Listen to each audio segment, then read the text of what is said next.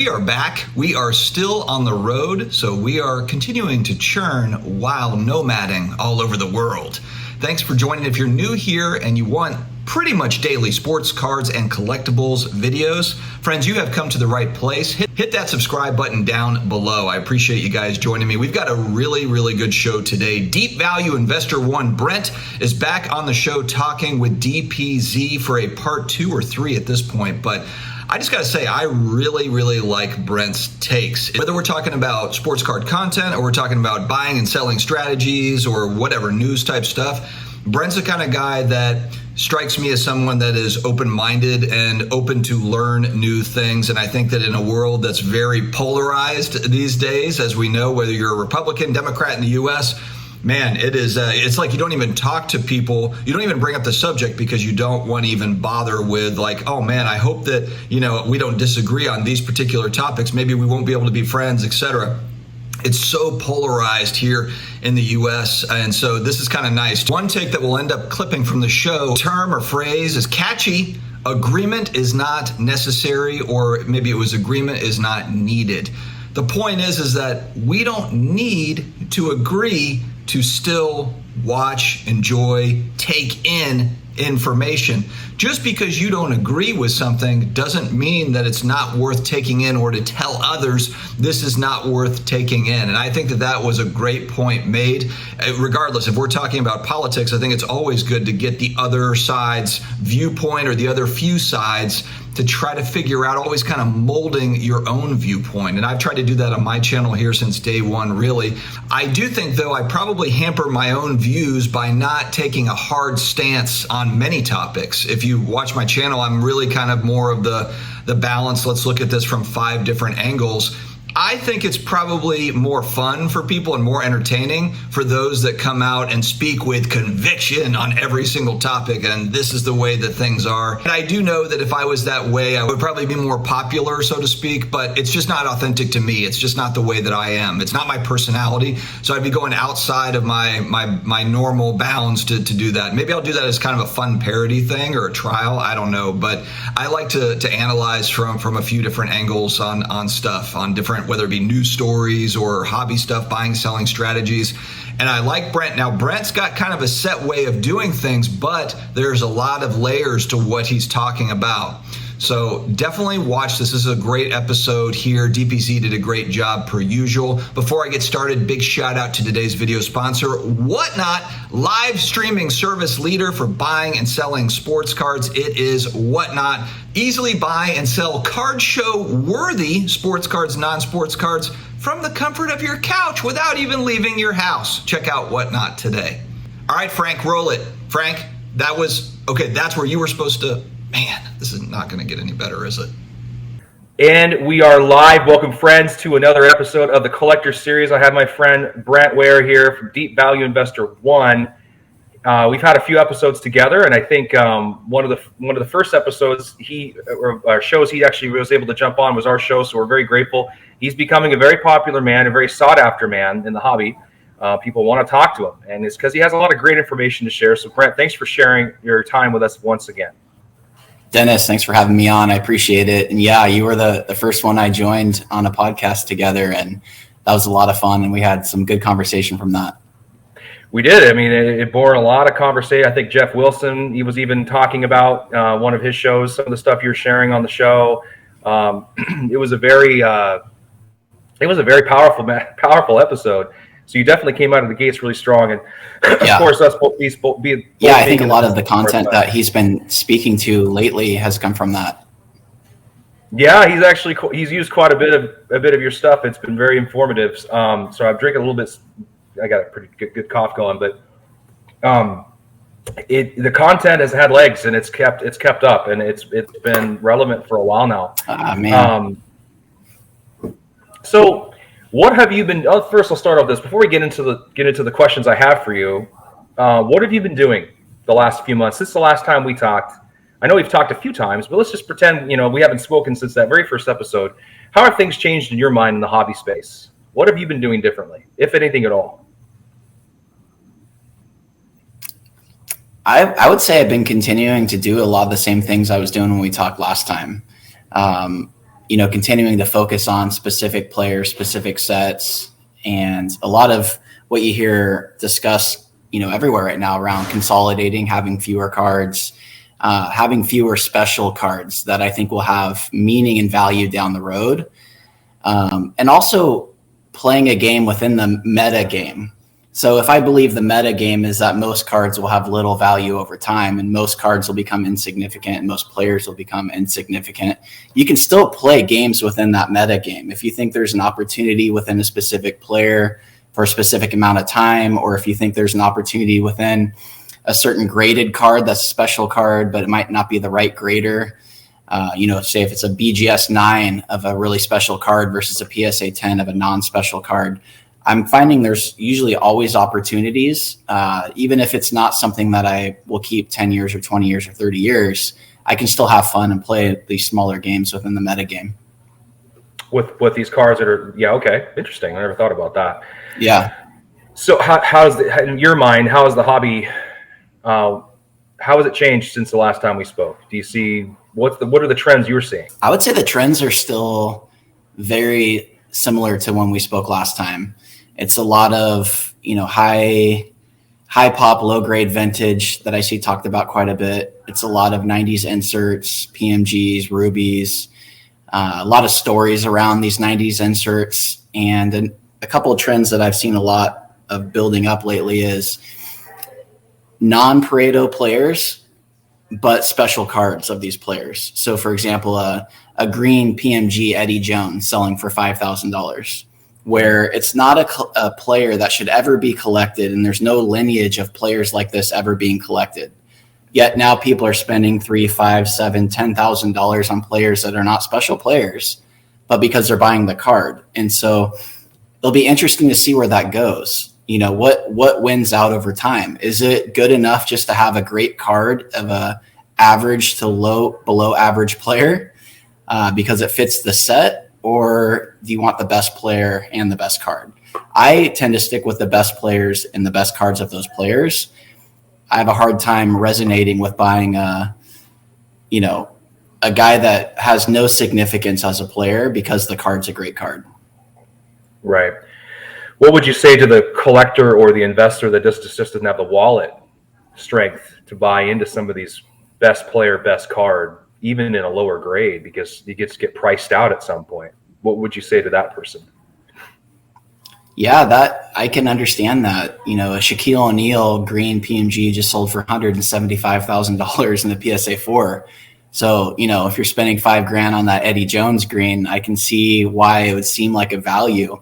And if you're a huge Eddie Jones fan and if you're purchasing that card to consume the card and not as necessarily an investment, I think that's fine. And what I mean by consume the card is I've been talking to some friends around cards as an investment versus cards reaching the end consumer user of the card and thinking about it more as a consumable at that point.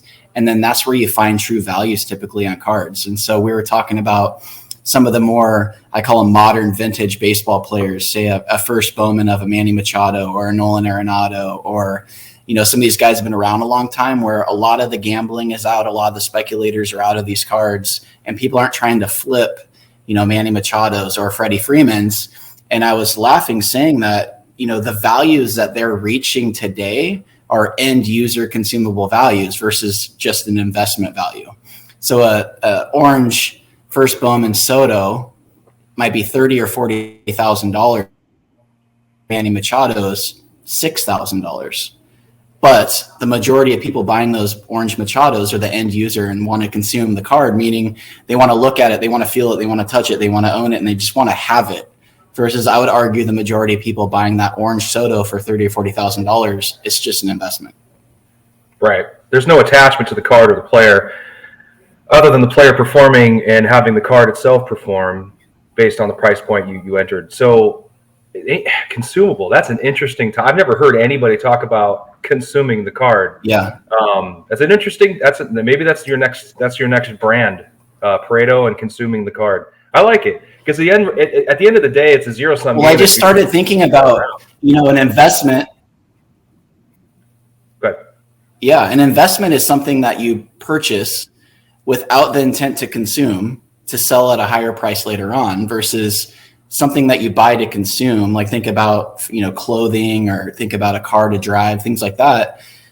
I was thinking about, well, why do cards reach certain values? Like think of the Peyton Mannings and the Drew Breeses of the world and these cards, and people think that they're undervalued. And I would argue, well, no, they've just probably reached the end user, the end collector, the one that's going to consume the card, versus, Mahomes is predominantly probably still in collectors cards that are not interested in consuming the card, and they just want it as an investment.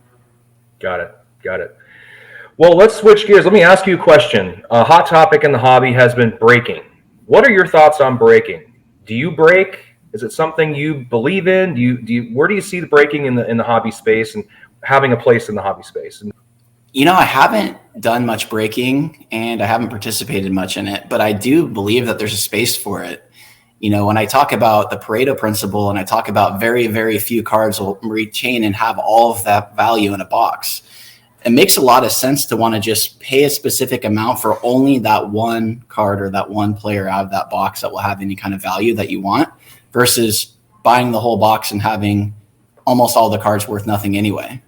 So, I remember in preseason baseball, Drew Jones was all the hype, first Bowman auto, breaking Bowman. And I thought about, I'd rather just pay up for that spot. And if I get the Drew Jones, okay, and then just know that I'm going to lose most of the time. But when I win, I'm going to get the card I actually want versus having boxes of cards that I don't want. So I can see how there's a place for it. It makes a lot of sense, especially in football too. People only want quarterbacks. So why would you buy a box of Prism football when you can just join a break, pay a smaller amount, and only go for the quarterback, and then just not have all those extra cards laying around?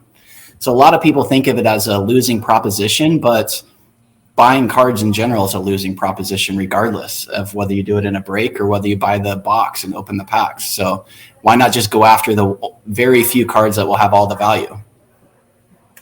Yeah, that's a very direct approach. It makes sense. I think that's why breakers exist. I think that's why it's so popular, is because people don't want to buy the wax, spend $1,000 on a box and get a card that might be worth $25. You're basically losing your hat every time. Yeah, great. Especially in those sets where you know what the chase card is, especially in football when you know it's a quarterback, or in baseball and there's a very few specific players that everybody's chasing, like a Jackson Holiday or a Jackson Churio or any of these kind of players. Why not just only go for them? Because that's what I'm doing with singles anyway. I only go out and buy those singles. I don't buy wax anymore, and I don't open packs. So it's the same idea. Tell me, I've seen on your stories, you have Machado, you've got a lot of these players that are, like you said, some of the investors have run out of them. That whole crowd, they've left that card. What's your long-term view on that, if you don't mind sharing? I don't know if it's a more of a proprietary thing, but why are you hanging on to those cards long-term? Do you feel those are going to perform in the long term? Yeah, so it's interesting because Manny Machado is, in the Pareto principle for active players, 1% of players or less make it to the Hall of Fame. And it looks pretty clear that Machado is on that path to make it to the Hall of Fame. So he's in that Pareto principle of active players that are going to make it to the Hall of Fame. The question is, will he be in the overall Pareto principle? Is he going to be up there with Mays and Hank Aaron and Mantle and Ruth? Most likely not. And most likely every player that's currently active right now will not be. But there's a game to be played within that. So yes, he's in the Pareto principle for active players. So that's a player I want to collect. The card that I purchased of him was a red numbered to 5, there's very few of those clearly. And when I compared him to comparable players like a Nolan Arenado, or even looking at a Buster Posey, guys that might be going into the Hall of Fame soon, his pricing on that same red first auto was less than half the price of a Nolan Arenado, for example, when his gold sells for the same and his blue sells for slightly more than Arenado. Also, his blue, Manny Machado's blue, sells for double what Buster Posey's blue does. So if you can stick with me here and understand, when I see a Buster Posey red sell for $35,000 and a Arenado sell for $35,000, when every other parallel for those players sells for the same or less than Machado, and then I'm able to get the red Machado for 15, to me, that's an opportunity. So it's a player I like. It's a player I want to collect. And he's in the Pareto as far as active players. And I don't have to hold it forever, but I saw that opportunity there. That's kind of a game within the game. And it's fun to do. You can find these opportunities where I have 2 of the blue Buster Posey First Bowman autos, and they're $1,300 each. The Manny Machado First Bowman blue is around $2,000. So I'm looking at every other color that Machado is a premium to Buster Posey, and then I see Buster Posey's red go for in the 30s. So you can have fun with it in that way. Will I keep the red Machado forever? I don't know. I'm happy to own it, and I like collecting cards like that where I know, what a red Acuna would cost, or a red Vlad would cost, or red Soto would be 5 to 10x. Right. Haven't proven anything still. So. Right. It's just the expectations baked into those prices.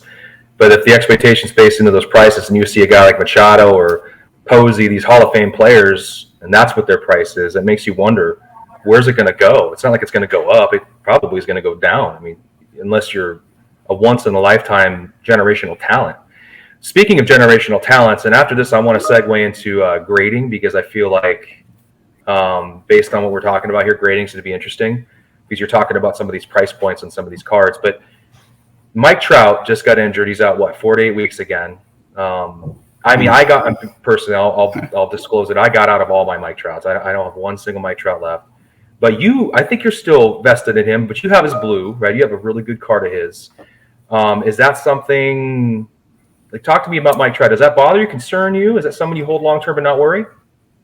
Yeah, I just picked up his X-Fractor at PWCC a week before the injury. So that's always pretty awesome. But I got that X-Fractor at the price of 2018 prices. So it's one of those cards that kind of fell to me, where sometimes in auctions there'll be multiple cards that I'm interested in, but I'll try to not emotionally chase a card or get too much into the story. And sometimes a card falls to me, and the X-Fractor was slightly less than 2018 pricing.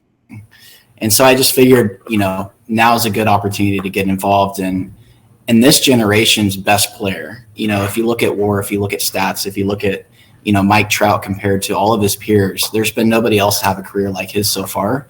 And, it remains to be seen. He is the only one from this generation that I believe that's active, that has an opportunity to be on that list with the Mantle, with Ruth, with Hank Aaron, with Willie Mays, and be considered a top legend of the game.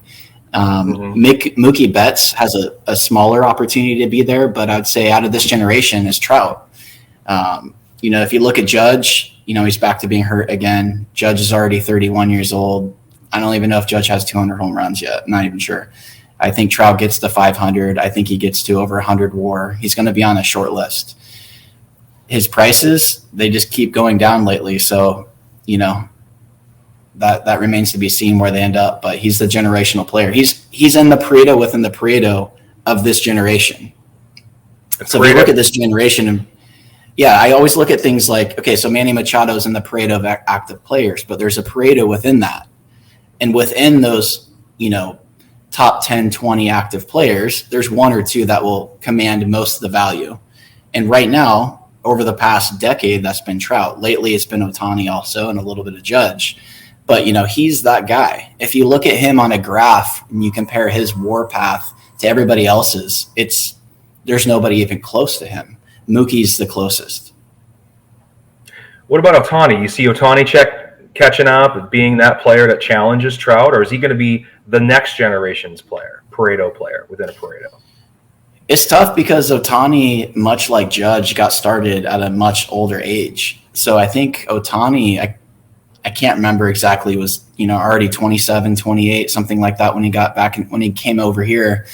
Judge was 24 when he finally got called up, versus Trout was 19 or 20 and Machado was 19 or 20. So I really like Ohtani, and I like his game, and his prices are really high. And, he's going to have some longevity from here into his 30s to have a real chance at putting up some big numbers. If he would have got started at 21 or 22 over here, he would be the player of this generation. I just get concerned because he's already getting older. He's already, pushing 30, I think. So he's the guy now, though, especially with Trout going down. Yeah, no, he definitely is the player. I mean, I called out on a Dad Rips and I had the show for a minute on Lucas and Tigers and Bronze podcast there. And one of the things is we made some picks. He picked Corbin Carroll to be a pick in the NL. Obviously, he picked that one right. I picked Judge to be the most overrated player and get hurt again, which is exactly what's happened, I feel like. He's still a really good player. Nothing taken away from Judge, but he just can't seem to stay healthy. I think Trout's the same thing. I do like Trout. I've been a big Trout guy for a while. But Acuna was my most, it's the pick I'm the most proud of at this point because I kind of knew he was going to have a big year. Excited about where he's going. So let's segue this into grading. You talk about getting value with a player. What about the grade? What about the grade of I see a lot of your slabs, the RBGS slabs. You seem to kind of veer that direction. Maybe I'm wrong. You correct me if I'm wrong. But do you feel like there's a value there that just doesn't make sense versus PSA versus BGS when it comes to the same card? And I'll show you a couple of cards here too with grading. Okay. So, for example, this 2007 LeBron James limited logos, right? It's a BGS 9. It's numbered to 50. What I cared more about on this card was the auto quality and how bold and crisp the auto was and how bright blue it was, and also the patch quality. I did not care whether it was a PSA 7, 8, PSA 9, BGS 8, BGS 9. I cared more about the auto quality and the patch.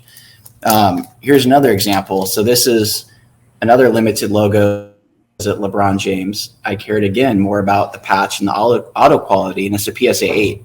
It could have been a PSA 7. I cared about the auto 10 and the patch. So with a lot of cards, for me, when I say buy the card over the grade, I really mean because of all the parallels that there are out there, because of all the more rare and scarce refractors, better patches, better auto quality. I see people in the LeBron market. I'll see sales of exquisite LeBron with a faded auto, with a high grade.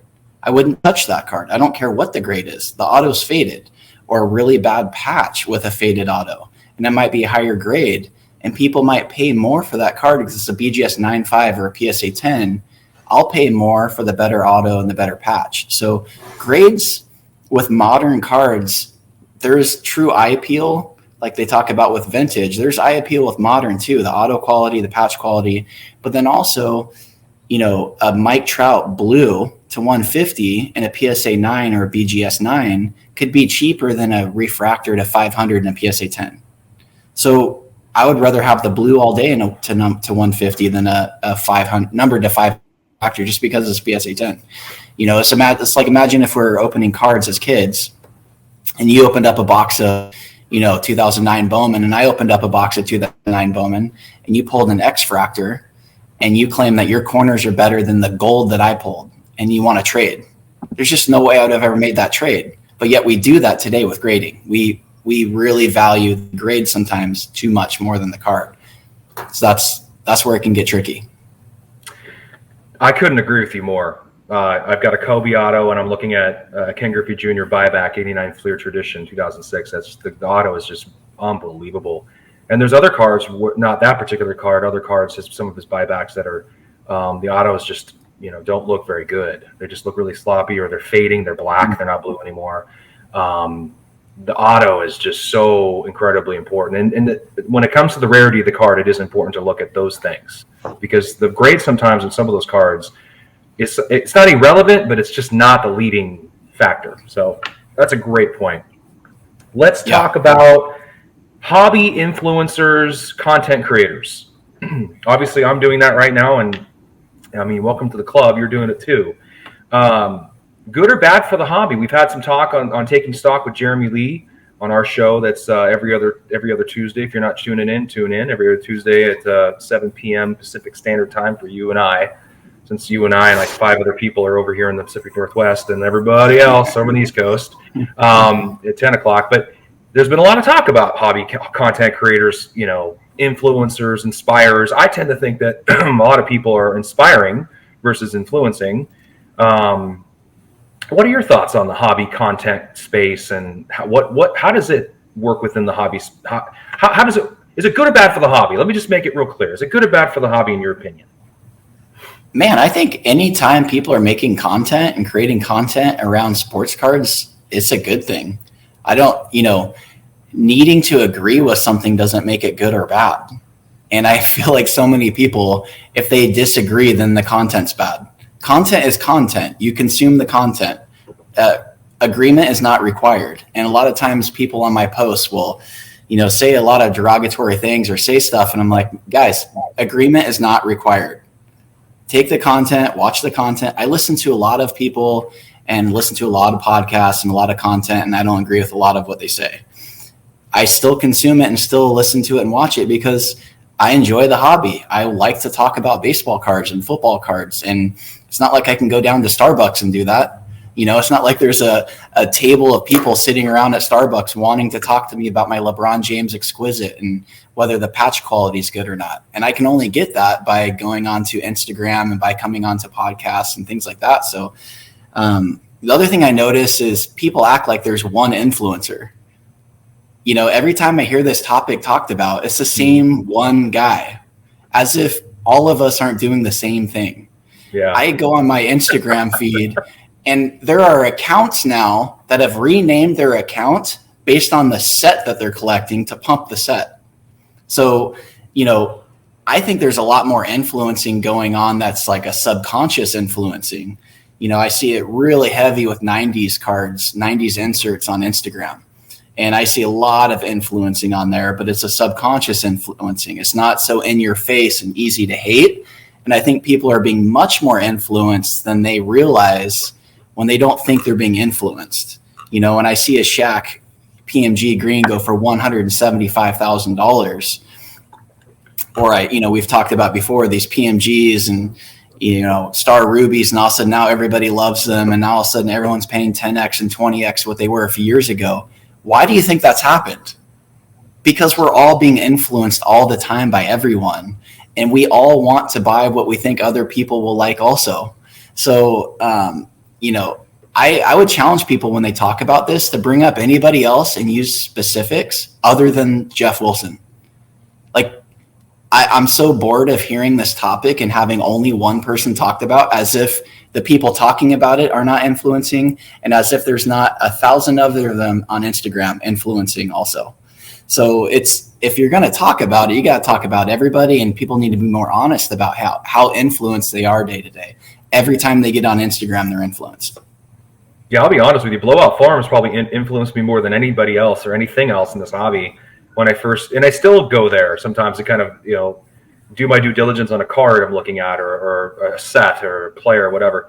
Well, that's, not as diverse anymore. I'm pretty one directional when it comes to my collecting, but there are people influencing everywhere. You're right. It is getting exhausting when you talk about one person all the time. I don't understand it. There's a lot of why don't people name other people?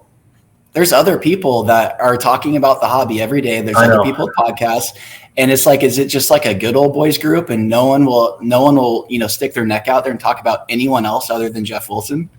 Well, you were on our have such a problem the other day. You saw what that was like. I mean, that was the only person everybody wanted to talk about. It was not talk about it anymore. So no, I'm with you. Totally agree. People are scared to be honest with each other outside of just him, apparently. I guess, but you had a very clippable, and so if you want to make a clip or we make a clip, I think there was a gem of a clip in there when you talked about, agreement is not required. Honestly, I love listening and going back to watch any kind of show, whether I agree with the content or not, whether I agree with the content creator or not, or the collector, or the way they collect or how they collect. Regardless, I still love consuming content because it's fun, because I can't go down to the local Starbucks and talk to anybody about my patch auto quality on my LeBron Exquisite. It's funny because you're just like, I'd have to come meet you in Kirkland to sit down in that Starbucks to talk to you about and look at our autos and go, that looks great, that looks awesome. And we'd almost be kind of a little coy about it because the people are thinking we're weird with these cards at Starbucks. Yeah. You know what I mean? We're going to be kind of like, here, let me show you, and I'll put it away real quick. It is kind of funny, and that actually brings up a very interesting topic. Are people ready to be more open and honest? I mean, my stuff, since I started doing this, all my Facebook friends, family, everybody knows what I do now. Before I didn't. There was a part of me that kind of wanted to hide it a little bit. I'm like, I don't want everybody seeing this. But then I was like, why not? This is great. This is fun. But it's kind of a niche hobby, right? So it's harder to go find that community, especially when you're And I don't mean to say that we're out here in the Seattle Pacific Northwest area and we're all alone. I've met a few people that are out here, collectors. As far as content creators, I talk to you, and I know there's probably others I'm forgetting. I don't know everybody, but it's a big, East Coast, Midwest, California. I mean, we are kind of, sort of secluded up here. So this is it for us. And for at least for me, content is everything. I absorb all kinds of it because that's where the community is and where you get fed by the community. You get to learn, talk, share, communicate the lives. That's one of the reasons why I want to do that taking stock show with Jeremy's. We needed another live show where we just talk about the stuff that goes on in the hobby and have the audience engage. And Jeremy's really, really good at that. So that's what he does, and so that's why it's doing so well. But that's a quotable. What you just said is clippable. Find a way to clip that, my friend, and we'll share the daylights out of it. So yeah, there really isn't anything else to say about influencers. I think it's important when more people are talking about the hobby, the better it is for the space because you have more people. Well, and also it can be really educational too. So I think I shared on your show taking stock about Jeff Wilson having Marshall Fogel on talking about vintage sports cards. I mean, I never get the opportunity to talk to people like that have been collecting vintage for that long, that own PSA 10 Mickey Mantles, and get to hear his wisdom. I was listening to every word that man said. I didn't care who was interviewing him. And I was saying it too. It's like, it'd be as if I went and bought a 52 Mantle after watching that and then blaming Jeff Wilson if it goes down and calling him an influencer. And it's like, I don't see how that is a bad thing for the hobby. And I did nothing but learn from all those interviews with Fogel. The 52 Mantle he bought for, I believe it was $125,000 in 1996. There's some great takeaways from that. The guy bought the best card in the world 44 years after Mantle was a rookie, right? So that was far from prospecting. It was 44 years later. He didn't have to guess who was going to be the greatest baseball player. He just bought the greatest baseball player. And then also the other thing I took away was it was $125,000 in 1996, which is only the equivalent of $250,000 today. So the market has come a long ways. And so it had me wondering, when you see a Justin Herbert RPA sell for more than that today, who has proven nothing, it makes me wonder how many cards can over time withhold this kind of value that we're seeing in the market for so many cards, when just not that long ago he was buying the best card in the world for $125,000. So right. There's so many good takeaways from content, whether you agree with it or not, that you can, these like nuggets all the time. And that's how I learn a lot of what I learn. No, that's a really great point. It's great to listen and not worry, be biased by the creator of the content, but the content you're actually getting. Parsing through that, learning through the, taking nuggets away. Not everything's for everybody, but you might be able to pick something up. That's important. I've watched that episode, but I didn't take some of that away. What I take away from what you just shared with me is the 125 to 250 and the Justin Herbert comparison. It's like scary to think about. Mm-hmm. That's a scary stat. That little piece of information you just shared right there is alarming to think about. When you think about the money that's being spent on some of these, is that money going to be spent moving forward? Who knows? So let me dive out of influencers. That was a really good piece. Is Fanatics future of the hobby? Is Fanatics, are they going to come and save the day? Everybody thinks Fanatics is going to come in here and save the day. Do you think they're having regrets jumping into this space, seeing the decrease? I mean, a lot of it's economical too, right? You look at, the cyclical. But I'd argue, I don't think we've ever seen a cycle like this, where everything went this high and this, yes, things are, the tide has risen. But if you go back and look at charts, other than major cards, like major blue chip cards, most of the cards were pretty flat for a long time. Talk to me about that. Do you think that Fanatics is going to make this big difference? Or do you think this big boom and come down is going to continue to regress, and we're going to see a floor that's going to look similar to the way it was before pre-COVID pricing? I know that's your favorite term. The pre-COVID pricing is going to return. Or do you think we're going to see another normalization? Well, it depends on what people's expectations are for what Fanatics is going to do. So if you expect Fanatics to make your cards go up in value, I think that's the misconception. So where Fanatics will come in and help grow the market, will help bring in new people into the market, that doesn't mean that our cards are going to go up in value. I think our cards' paths and value are dictated by economic theory that has been around for a very long time, like I talk about with the Pareto. There are certain things that will happen within our cards that we currently own, just like art, just like fine wines, just like real estate, that there's nothing any company can do about it. You know, maybe very short-term blips here and there, but over the long run, very few cards are going to have all the value. So I believe Fanatics can come in, they can make a splash, they can bring in new collectors, and that they can make it more marketable and grow the hobby. You know, they talk about growing the hobby, but that doesn't mean that the cards in my case are going to have more value in 5 years. You know, we've seen people come in, we've seen marketing in the sports card space. I love watching those old early 90s, you know, commercials with, you know, the baseball players trading their own cards, and baseball cards were being promoted and marketed pretty heavily. They're at every store, they're at every gas station. There's a reason why an entire generation of us grew up collecting cards, because they were everywhere, which is what Fanatics wants to do again. But it wasn't good for values. And it's not going to change the value of my LeBron exquisite patch autos, whether Fanatics gets more people involved or not. LeBron's legacy is going to change the path of that. The quality of the auto on that exquisite is going to change the path of that, and the patch quality and the rarity and scarcity of the card. It's going to have nothing to do with Fanatics. So again, just like content creators, I'm happy to have more investment to this space. I'm happy to have more voices in this space. And, you know, I believe that they can grow the hobby. I just think people are thinking, oh, that box of PSA 10s of average players and average cards of average players are going to go up in value because of Fanatics. I don't see that happening. Okay, very fair. Good points. All right, I got one more question for you. We're finishing this really strong. I tell you, you're getting better with time, man. Holy cow, this is really good stuff. I'm going to put you on the spot. We kind of talked about what you're holding on to. I won't give you the PC question. But I do want to ask you, you talked about, and it sort of kind of encompasses the whole conversation. Long-term out, 10 years. Who are the players? Give me 10 players. Your top 10 players that come to mind right away. I'm giving you more than 5, so you can have a little fun with it. And we'll count them off. 10 players in no particular order that you believe from a Pareto principles aspect are going to be sought after, valuable.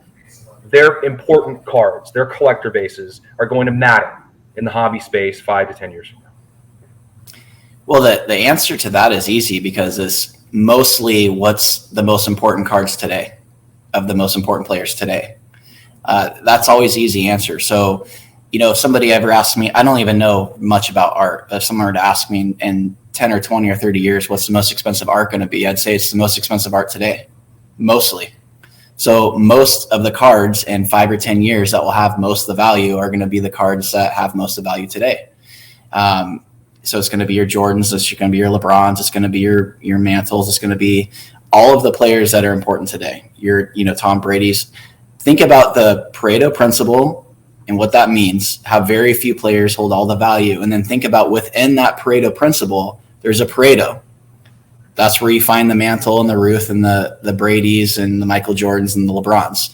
So I would say what I've been buying to have as an end user to consume are the LeBron exquisites. Really nice patches with really nice autos. Those are cards that I plan to hold for a long period of time, because I believe that they will have significant value. And I enjoy watching his career, and he's an active player. Jordan, I like patches and autos. Jordan's patch autos from exquisite are not from his playing days. So I feel like they're a little more divisive, whereas I really like that LeBron's are from his playing days. And so that's where I fall with that. I would like, Jordan's playing days, but his cards are really expensive. So I think there's an opportunity right now for LeBron, because I remember people not liking Jordan the same way I hear people not like LeBron today. I remember people not liking Kobe. A lot of people did not like Kobe for very similar reasons. And so I think with LeBron, as he steps away and as time goes by, we're going to see what happened with Jordan and what happened with Kobe. People are going to slowly fall in love with LeBron over time. People forget, people did not like Jordan for a very long time. I remember growing up not liking Jordan. people in Chicago like Jordan, but a lot of people had a lot of criticism around his personal life, around how he was as a husband, as a man, how he was on the court with his teammates. There was a lot of people that weren't fans. So I think LeBron has that opportunity to gain a bigger following as he steps away. Got it. So obviously Kobe would be one. That's 5. There's not a lot of football players. I mean, you can think of a Ken Griffey Jr. I feel like will be one of those. I'm very biased. I'm going to throw him in there because I feel like he's going to be someone down the road, how he transcended. Mike Trout, I believe, will probably be in that category with his huge collector base. Are we talking active modern players or just in general? In general, players that people collect in the hobby space, the important players. They have the biggest collector base. Let's just say the biggest collector bases. That's a better way to coin it, because which collector bases are going to be thriving 5 to 10 years from now? They're going to be appreciating that particular player's cards. There's always going to be important cards that are like iconic. There's the 84 Mad Don Mattingly Donruss. That's an iconic card, but Don Mattingly doesn't have really much of a collector base, I'd imagine, other than the Yankee man, right? Right. Babe Ruth, everybody knows who Babe Ruth is. Everybody knows who Mickey Mantle. Everybody knows Jordan. So the best part about collecting, it's like the joke about how women wait at the finish line for the winners on how they date. The best part of card collecting is the same way. You can just wait at the finish line for the winner, right? So we already know Tom Brady, quarterbacks. Mm-hmm. But it's so much fun to try to predict who the next Tom Brady is going to be, or who's going to be the next guy in line. And then that's where people end up in the gambling and the losing money and the cards going down. So who's going to have all the value in 5 or 10 years is mostly who has all the value now. Fair enough. Brent, thanks for joining us, man. This is fun. Good conversation. We'll just keep doing it. Next time we'll have no issues because we're going to meet in person.